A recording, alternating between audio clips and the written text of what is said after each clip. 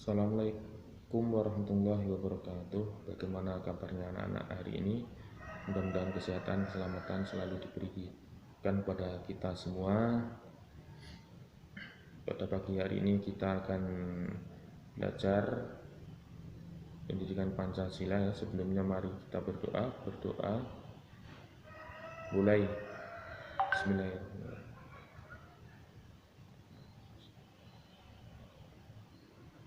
Amin amin ya rabbal alamin. Baik anak-anak, disimak video yang akan kami tayangkan ini nanti, kemudian ditulis. Mudah-mudahan anak nanti bisa memahami ya isi dan melaksanakan apa yang telah kami sampaikan pada materi ini. Terima kasih. Baiklah anak-anak, pada pertemuan ini kita akan membahas yaitu tentang nilai permusyawaratan.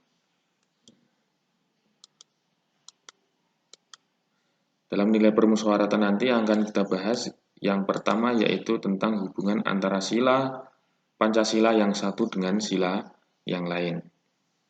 Berikutnya yaitu pembahasan berikutnya pengamalan nilai permusyawaratan dalam kehidupan sehari-hari.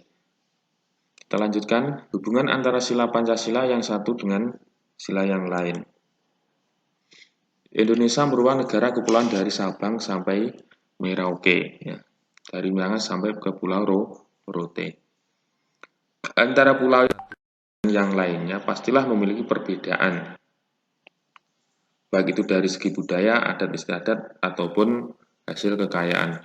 Banyaknya pulau yang ada di Indonesia menyebabkan keberagaman masyarakat Indonesia. Jadi dari Sabang sampai Merauke ini yaitu ada beribu-ribu pulau. Jadi setiap pulau ini memiliki kebudayaan, adat istiadat, ataupun kekayaan alam yang tersendiri. Inilah namanya perbedaan, dan inilah yang disebut dengan keberagaman masyarakat di Indonesia. Di Pulau Jawa dengan di Pulau Sumatera ini juga memiliki kebudayaan dan adat istiadat yang berbeda.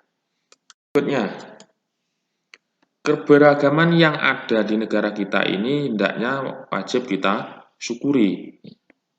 Karena dengan adanya perbedaan tersebut akan saling melengkapi antara masyarakat yang satu dengan masyarakat yang lainnya. Dengan syarat kita tetap bersatu, yaitu sesuai dengan semboyan negara kita Bhinneka Tunggal Ika, berbeda-beda tetapi satu jua. Jadi adanya perbedaan ini merupakan suatu rahmat ya bagi masyarakat Indonesia. Karena dengan keberagaman tersebut maka akan saling melengkapi antara satu dengan yang lainnya. Adapun kekurangan-kekurangan ini dilengkapi. Dengan adanya keberagaman ini akan menambah kekayaan bagi bangsa kita. Nah, sikap bersatu dalam keberagaman ini merupakan penerapan Pancasila sila yang ketiga, yaitu persatuan Indonesia.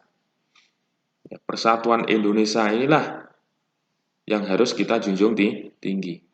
Meskipun adanya perbedaan, adanya keberagaman,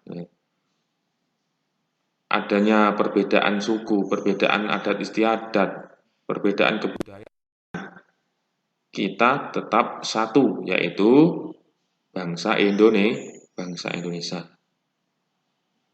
Sikap bersatu tanpa membedakan antara satu dengan yang lain, ini juga sesuai dengan Pancasila, yaitu sila yang kelima, yaitu keadilan sosial bagi seluruh rakyat Indonesia. Ini keadilan sosial bagi seluruh rakyat Indonesia.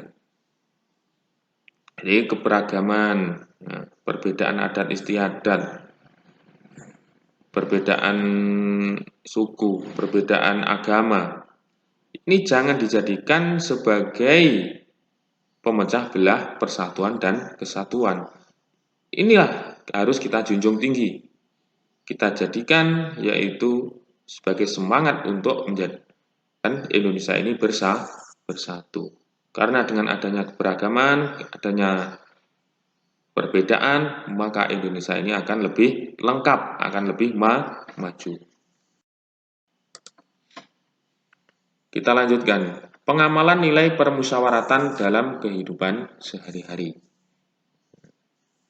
Nilai permusyawaratan ini berkaitan dengan namanya permusyawaratan ya. Nilai permusyawaratan ini pastinya berhubungan dengan musyawarah.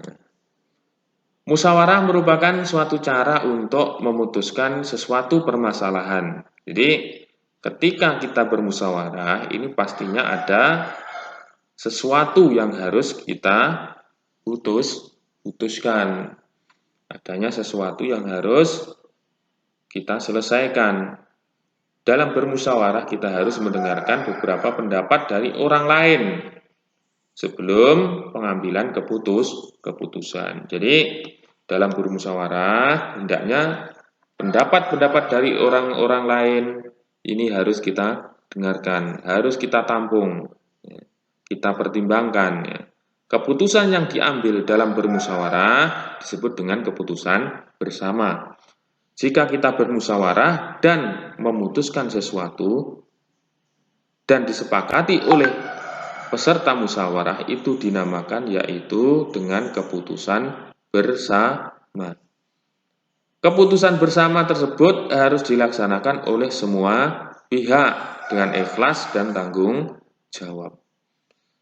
Jadi setiap keputusan yang dihasilkan dari ya, melibatkan orang-orang ya, melibatkan orang yang banyak, ini harus kita laksanakan.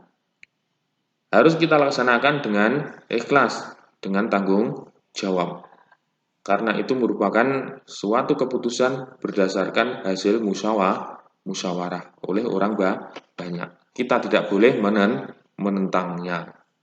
Meskipun kita tidak sesuai dengan angan-angan kita. Pengambilan keputusan bersama dilakukan dengan cara sebagai berikut. Jadi pengambilan keputusan bersama itu ada 4 anak-anak ya untuk mengambil pengambilan keputusan bersama itu.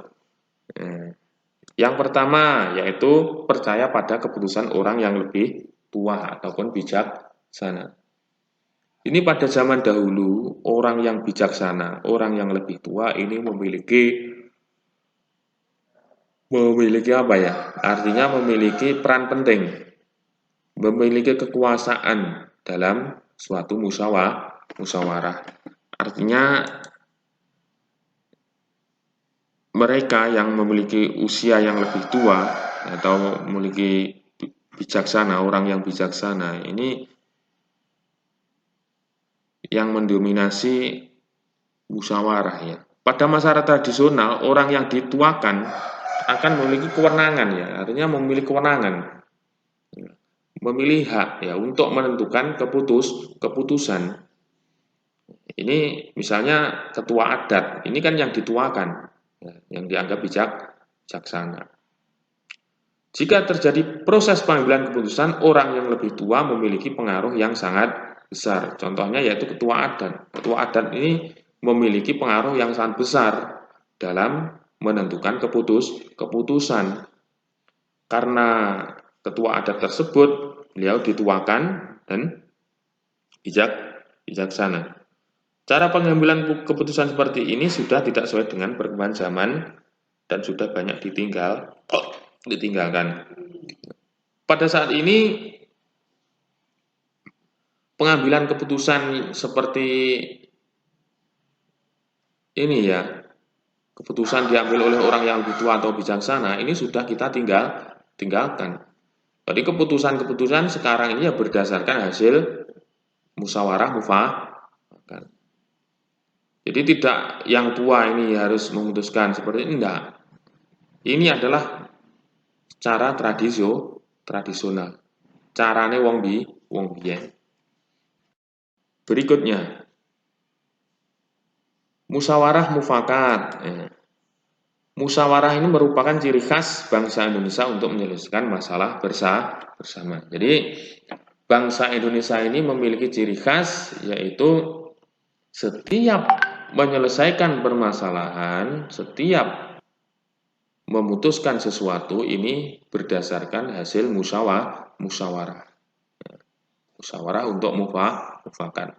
Musyawarah mufakat ini berarti bentuk pengambilan keputusan yang mengedepankan kebersamaan sesuai dengan moral agama dan keadilan. Contohnya yaitu akan melaksanakan kegiatan kerja bakti.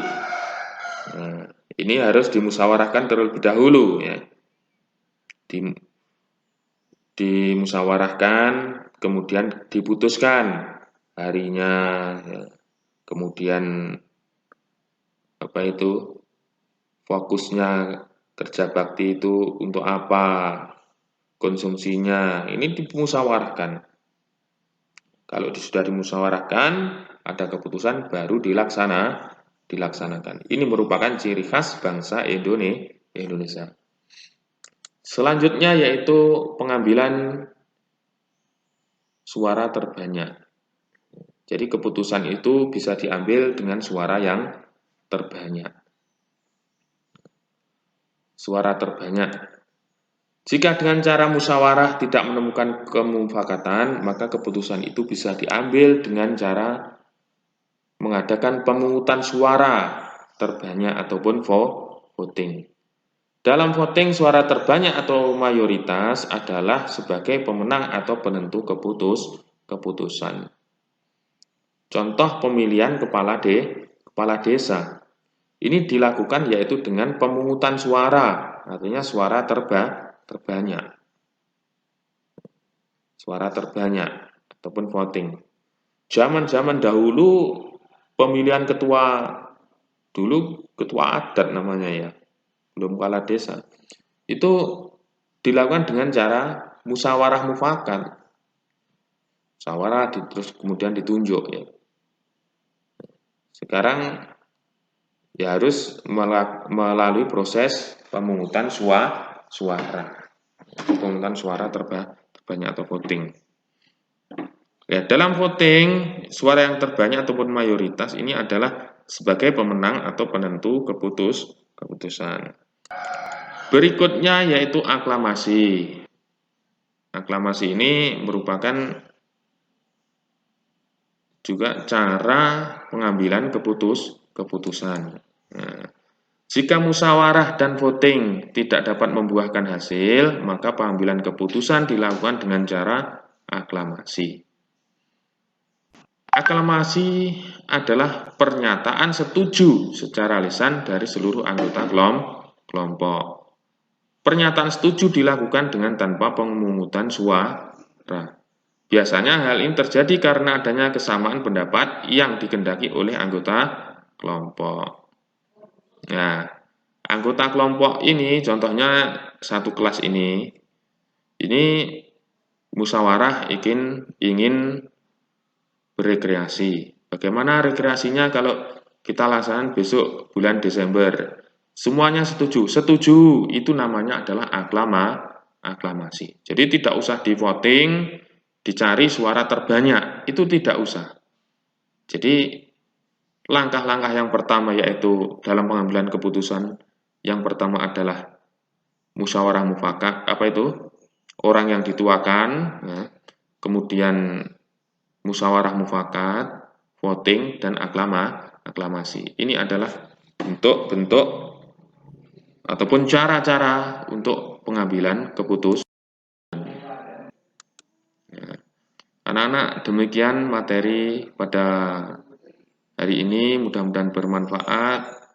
Jangan lupa jaga kesehatan anak-anak, belajar yang rajin. Kita berdoa mudah-mudahan pandemi segera berlalu, kita bisa belajar bersama-sama di madrasah kita yang tercinta, bisa belajar dengan tatap muka. Sekian akhir